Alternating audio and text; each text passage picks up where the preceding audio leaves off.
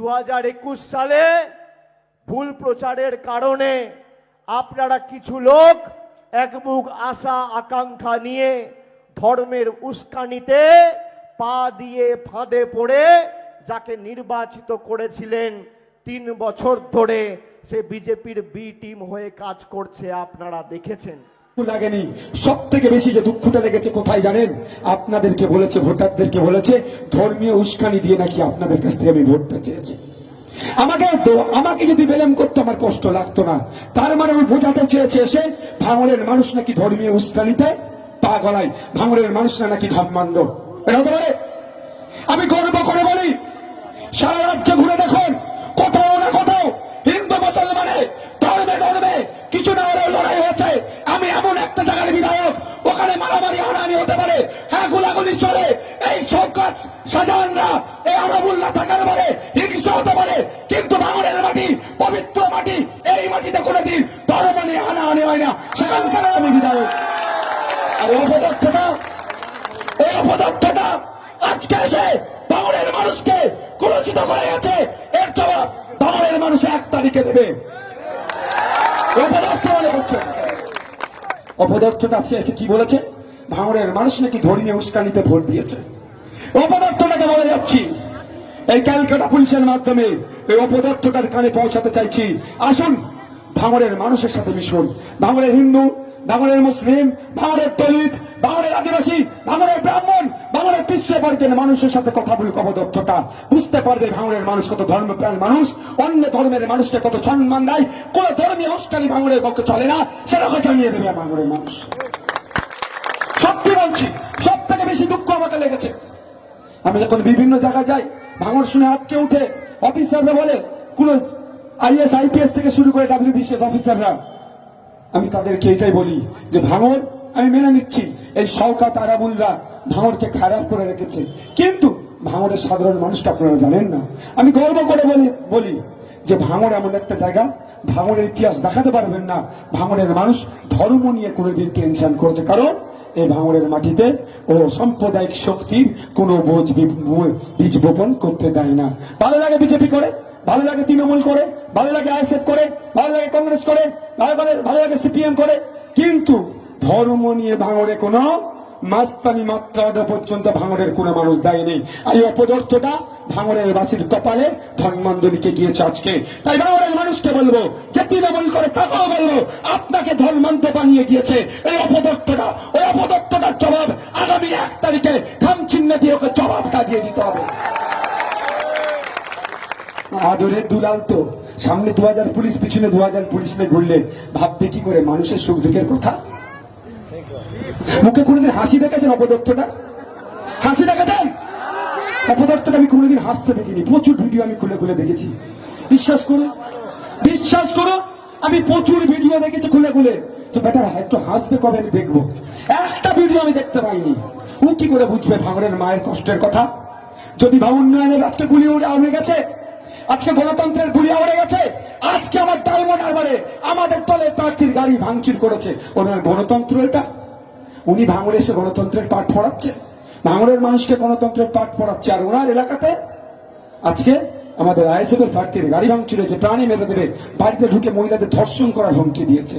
আজকে ভাঙড়কে এসে গণতন্ত্রের গুলি আওড়াচ্ছে, গণতন্ত্রের পাঠ পড়াচ্ছে। তো অবাক হয়ে যায়, আমি অবাক হয়ে যাই অপদার্থটাকে দেখলে।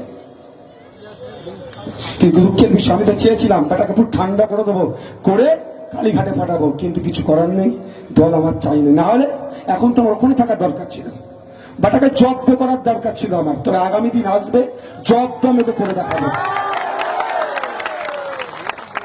সত্যি বলছে, আমার রাগ হচ্ছে এইটার জন্যই। আমাকে 4টে গাল দিলে আমার রাগ হতো না। আমার শান্ত ভাঙড়বাসীকে কেন তার ধর্মীয় উস্কানির কথা বলে যাকে ভোট চেয়েছে? আপনারা বলুন, আপনি একজন বলুক যে আমি স্টেজে দাঁড়িয়ে ধর্মের নামে আমি ভোট চেয়েছি, ধর্মের নামে মানুষকে উস্কে ভোট চেয়েছি? একটা বলতে পারবেন কেউ? চাইনি, আর চাইবো না। তবে একটা কথা আজকে দাঁড়িয়ে বলবো, ও ধর্মের কথা তুলে গেছে, তো ও ধর্মের কথা তুলে ও কি জবাব দেবো? ওর পিসি কি বলেছে মনে আছে? বলছে কোরআন শরীফ শেষ হয়ে যাবে, রামায়ণ শেষ হয়ে যাবে নাকি গীতা শেষ হয়ে যাবে, বাইবেল শেষ হয়ে যাবে? এখানে যারা ধর্মপ্রাণ মুসলমানরা আছেন, মাইকের আওয়াজ যাদেরকে যাচ্ছে যারা শুনছেন, সে তৃণমূলের কর্মী হলেও জবাব দেবেন, পৃথিবী থেকে কোরআন শরীফ শেষ হবে? বলুন। আর ওর পিসি কি বলেছে? কোরআন শেষ হয়ে যাবে, ওর উন্নয়ন শেষ হবে না। ওর পিসিকে জবাব দিতে হবে তো নাকি? এই জবাব দিতে হবে তো নাকি? একটা বদলে দেওয়া যাবে না। এখানে আমার আছে সনাতনী ধর্মের মানুষেরা আছে, সনাতনী ধর্মের মানুষেরা আছে, ডাক্তার আছে, উঠেন আপনারা বলুন। বাইবেলকে গীতাকে এনে যে কথা বলেছে, কোনোদিন মানবে ধর্ম? কোনোদিন মানা যায় না। তাই ধর্মপ্রাণ মানুষকে বলবো, যেভাবে কোরআন শরীফকে অপমান করেছে, ঠিক একইভাবে বাইবেলকে অপমান করেছে, গীতাকে অপমান করেছে। মানে ধর্মপ্রাণ মানুষ, এই ভাঙড়ের মানুষ, যাদবপুরের মানুষ, এই অভিষেক ব্যানার্জির পিসিকে জবাব দিয়ে আমরা দেখিয়ে দেবো।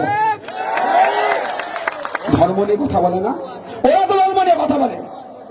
অভিষেক ব্যানার্জির পিসি মাথায় হিসাব দেওয়ার চাইতে যায়, লজ্জা করে না ওদেরকে?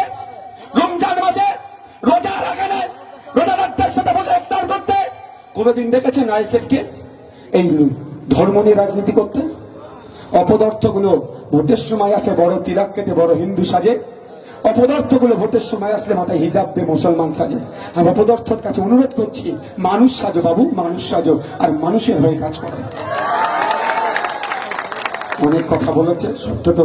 আমাকে একবার কয়েকজন কোশ্চেন দিয়েছিল বলে উত্তর দিয়েছিলাম। ব্যাপারটা হচ্ছে কি বলছে, 30 কিলোমিটার রাস্তা করে দেবো, উন্নয়নের বলিয়া ওড়াচ্ছে এবার নাকি ভোট দিলে। তো যার পিসি বলেছিল 2021-এ ক্ষমতায় আসলে ডবল চাকরি দেবো, চাকরি তো দূরের কথা, পুলিশকে দিয়ে কামড় করাচ্ছে, তার বাবার ভাইপো নাকি বলছে 30 কিলোমিটার রাস্তা করে দেবে। বুঝতে পারছেন? এই উন্নয়নের বলিয়া লাগবে না আমাদেরকে। আমি বারবার বলে এসেছি, ওয়েটল্যান্ড দেওতা টু বামনঘাটা, এখানকার মানুষেরা বাড়ি বানাতে গেলে কিভাবে তাদের অত্যাচারের সম্মুখীন হয়, আর ওয়েটল্যান্ড গুলোকে বুঝিয়ে তৃণমূল বাহিনীরা তাদের প্রাসাদ সময় বাড়ি বানাচ্ছে, সেগুলোকে বন্ধ করার কথা বলেছে, তাদের কানে ঢোকেনি। আজকে এসে বড় বড় কথা বলছে। এশিয়ার লার্জেস্ট এগ্রিকালচার জোন করার কথা ছিল এই ভাঙড়কে। এশিয়ার লার্জেস্ট এগ্রিকালচার জোন তৈরি করলে এখানকার সবজি বিদেশে যেত, বিদেশে গেলে বিদেশ থেকে ডলার আসতো, এই ভাঙড়ের কৃষকদের হাতে উঠতো। কিন্তু দুঃখের বিষয়, এই অপদার্থের পিসি এইটা করতে দেয়নি, ভাঙড়ের মানুষের হাতে ডলার আসুক এটা চাইনি। তাই বলবো, আমি চিৎকার করি রাজ্যের আইনসভার মধ্যে, এই আওয়াজটা আমি দেশের আইনসভার মধ্যে পাঠাতে চাইছি। ওখানে এগ্রিকালচার মিনিস্টারকে গিয়ে আপনাদের কথা বলবে, আপনাদের সবজি যাতে বিদেশে যায় তার পলিসির কথা বলবে।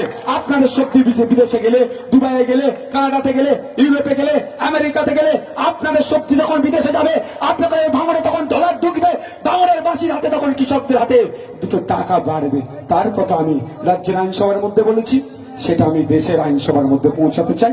আপনারা যদি আগামী 1 তারিখে খামচিনে ভোট দিয়ে দেন, তাহলে আওয়াজটা পৌঁছে যাবে। বলছে 30 কিলোমিটার রাস্তা করব, ভালো কথা তো। 30-এর থেকে 60 কিলোমিটার রাস্তা করো না, তবে আমি ভুলে যাচ্ছি না, ওই অপদার্থটাকে বলছি, ওর নাম আমি নেবো না, ওই অপদার্থ